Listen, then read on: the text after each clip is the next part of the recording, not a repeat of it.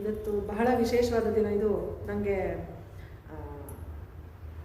Unexpected ಆಗಿ ಸಿಕ್ಕಿದ್ದಂಥ ಒಂದು ಅವಕಾಶ. ಈ ಹಿಂದೆ ಫಿಕ್ಸ್ ಆಗಿತ್ತು, ಯಾವುದೋ ಏನೋ ಅನಿವಾರ್ಯ ಕಾರಣಗಳಿಂದ ನಾನು ಅದನ್ನು ಮುಂದೆ ಹಾಕ್ಕೊಳ್ಬೇಕಾಗಿತ್ತು. ಯಾವಾಗ ಸಿಗತ್ತೆ ಅಂತ ಗೊತ್ತಿರಲಿಲ್ಲ.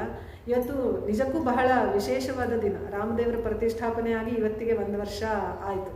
ಮತ್ತು ಇವತ್ತು ಮುಕ್ಕೋಟಿ ದ್ವಾದಶಿ ಆಗಿರೋದ್ರಿಂದ ಭಗವಂತನ ನಾಮ ಸಂಕೀರ್ತನೆಗೆ ಯಾವತ್ತಿದ್ರೂ ಹೆಚ್ಚಿನ ಒಂದು ಮಹತ್ವ ಇದ್ದೇ ಇದೆ. ಅದರಲ್ಲೂ ಇಂಥ ವಿಶೇಷ ದಿನಗಳಲ್ಲಿ ಭಗವಂತನ ನಾಮ ಸಂಕೀರ್ತನೆ ಮಾಡಲಿಕ್ಕೆ ಅವಕಾಶ ಸಿಕ್ಕಿದ್ದು ಖಂಡಿತವಾಗ್ಲೂ ನನ್ನ ಪಾಲಿಗೆ ಒದಗಿ ಬಂದ ಭಾಗ್ಯ ಅಂತ ಹೇಳ್ಬೋದು.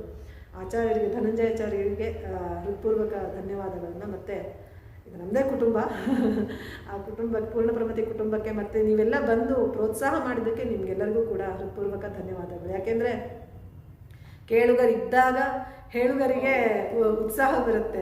ಕೇಳುಗರೇ ಇಲ್ಲ ಅಂತಂದರೆ ದೇವರು ಇರ್ತಾನೆ ಖಂಡಿತ, ಆದರೂ ನಿಮ್ಮೊಳಗಿನ ದೇವರಿಗೆ ನಾವು ಸಮರ್ಪಣೆ ಮಾಡಿದಾಗ ಅದು ಮನಸ್ಸಿಗೇನೋ ಒಂದು ಸಂತೋಷ ಸಿಗುತ್ತೆ. ಯಾಕಂದರೆ ಎದುರುಗಡೆ ಕುತ್ಕೊಂಡು ನೀವು ನೋಡ್ತಾ ಇದ್ದರೆ ದೇವರು ಪ್ರತ್ಯಕ್ಷವಾಗಿ ನೋಡ್ತಾ ಇದ್ದಾನೆ ಅನ್ನೋ ಒಂದು ಭಾಸ ಆಗ್ತಿರುತ್ತೆ. ಯಾಕೆಂದರೆ ನಾವು ಹಾಡುವಾಗ ಅದೇ ಒಂದು ಅನುಸಂಧಾನದಿಂದ ಹೇಳ್ತಿರ್ತೀವಿ.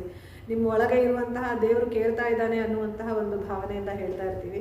ನೀವೆಲ್ಲರೂ ಬಂದದ್ದು ತುಂಬ ಸಂತೋಷ ಆಯಿತು.